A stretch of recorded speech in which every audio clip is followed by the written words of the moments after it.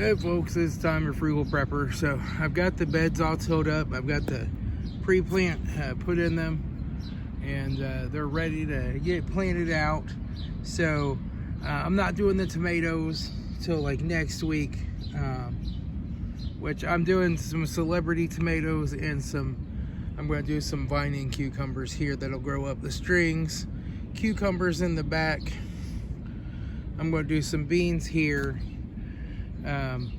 And then I'm probably doing spaghetti squash in that front bed, maybe in part of the second bed too.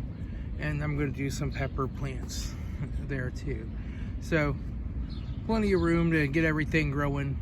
My onions, I'm letting them go to seed. They are flowering this year, so I'm going to let them go to seed and collect the seeds so I can do onion starts. And when those flower and they're ready to come on out, now when they go to seed, they'll have a big green spot in the middle that won't go away, but you can still eat the rest of it, it's fine. Really, the green doesn't taste that bad either. And then I might do a little bit of Paristine carrots there. I don't eat carrots very often at all, but once in a while I just love to have some chuck roast in a pot boiled with some onions, some celery, and some carrots. And I skip the taters. Like once or twice a year, so I might do some of those. But we're getting everything good and ready to go here in the garden. We're getting ready to start gardening season. So I have Kentucky Wonder pole beans. It's my favorite variety to grow. Blue Lakes are good pole beans as well. I just don't have any of those right now. I don't know, those might be Blue Lake. I ran out of seed for them, and these seed pods came from a surprise plant last year. So let me open this package of Kentucky Wonder, because I remember one of them's a red bean and one of them's like a white one. So let's see what we have. All right, so these are Kentucky Wonders. You can see the color of them. They're not a white bean. The Blue Lakes are a white bean inside. But the Blue Lakes are a good bean as well. The Kentucky Wonders just seem to grow a little better in my area. But I had some Blue Lakes out here, and this was from a surprise bean plant that came up last year, because I didn't grow beans last year because I have plenty and already canned up. So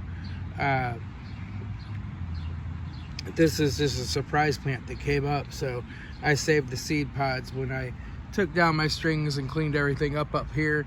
I found that, and so I saved those seed pods. So we'll plant those seeds from last year, and these seeds are from 2023. So we'll get those planted, and then we'll have a double thing of beans, because I need to can a lot of beans this year, because I am like down to my last 10 or 12 jars. So I need to get some beans going on. All right, so I'm just going to go ahead and tear these seed pods open and get these seeds out, and we'll get them planted. All right, so you can see here my planting is kind of close together, because not all of them may come up. And if there are too many too close, I will thin them out with some scissors once they come up. But that gives you the best chance of germination. A surprise was 2 of those bean pods were Blue Lake. So I must have had 2 surprise plants back here last year, but you can see the Blue Lakes are a white one. So I planted those down here on this end, and then I'll save those because I could use some more Blue Lake seed, because they make a better bean for canning, but they're not as productive as Kentucky Wonder. So year before last, I planted this whole back bed with beans, and it was way too many. I went ahead and picked them all and canned them, and I saved from like here down for seed, and then I mailed a lot of the seed away from my website with their free seed giveaway. I don't need that many beans. I think this half a bed here, 2 10-foot sections, is going to be plenty of beans for me and my family. Really, this might even be too many. So I'm trying to just grow enough for the year to can them, plus a little extra in case I have a non-gardening year for some reason. And then back here will be cucumbers, or probably up here will be the cucumbers. And yeah, starting to get planted. So now I'm going to cover those up, and then I'm going to put burlap on top of them, because burlap will keep the birds from digging in the dirt and eating your seeds as food, which you do not want.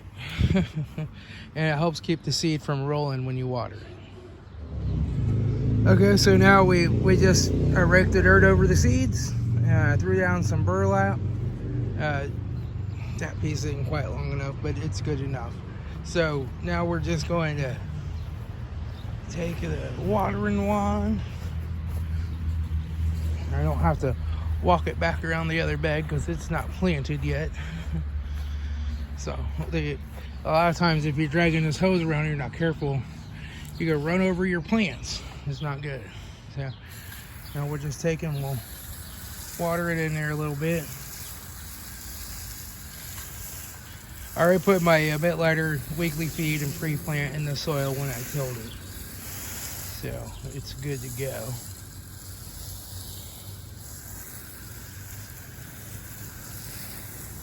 And then we'll water this one.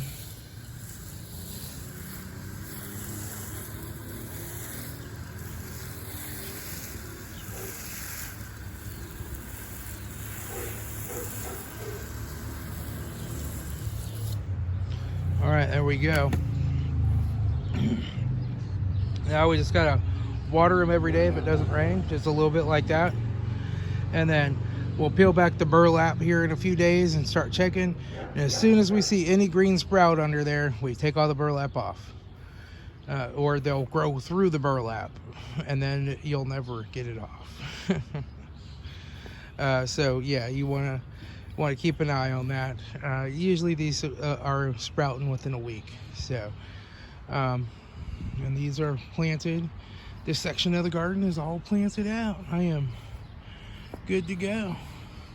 I got a new bird bath today, and I got all the beds tilled and ready to plant. And I've got my spaghetti squash plants are outside hardening off. So yeah, we're gonna be good to go here pretty soon. All right, I'll talk to you all later. This is Tom, your Frugal Prepper. So I got the electric fence on, and I have a lot of people ask me, like, how do you tell if it's working? Well, I have this probe with this little tiny light. It's pretty dim, you may not be able to see it on camera, but you stick the probe in the ground so that it makes good ground contact, and then you put this on the fence, and you saw it flash, flash, flash. And so you see that bulb flash, and then you know the electric fence is working. So like once a week or so, I'll come out here and I'll test it with this, just to make sure there's nothing touching, nothing's gone wrong with it, and it's still working. It's a lot better than just touching it and see if it hurts, right?